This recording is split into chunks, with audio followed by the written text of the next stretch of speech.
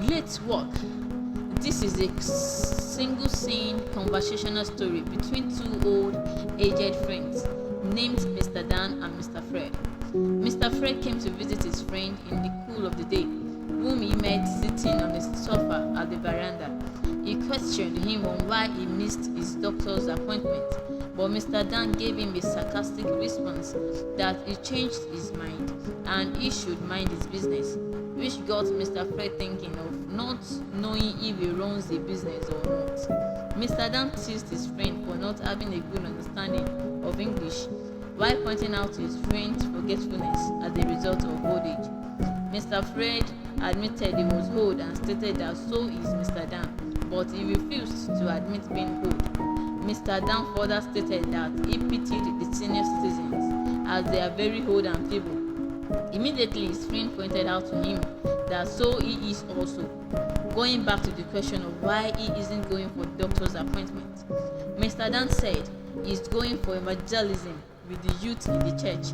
Mr. Fred laughed out loud, which Mr. Dan didn't find to be funny. Mr. Fred told his friend that it wasn't a good idea, stating that he will only slow down the youth, plus he wasn't strong to go on an evangelism work. Mr. Dan refused to listen to his friend. He claimed that he may be old in body but strong at heart. He asked his friend if he can still remember his nickname back in his college days. Going down memory lane, Mr. Fred remembered his friend was nicknamed the Undertaker. He further stated that Mr. Dan could undertake anything in his cat, and further stated his friend's numerous ex-girlfriend's name. Mr. Dan was astonished that his friend could remember those names, but said don't forget his name. Mr. Dan felt bad about wasting his useful days in unprofitable adventures and youthful lust, but stated that he would do all he failed to do, even now forgetting that he is old. Shortly, Mr. Dan's phone rang. It was the youth pastor that called to remind him that it was time for the evangelism work.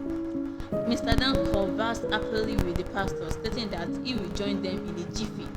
After the phone conversation, Mr. Dan was hasty to stand up from his sitting position, but to his shock, he couldn't lift himself. Mr. Fred, his friend, helped him to stand from the sofa, but his feeble knees prevented him from standing for minutes.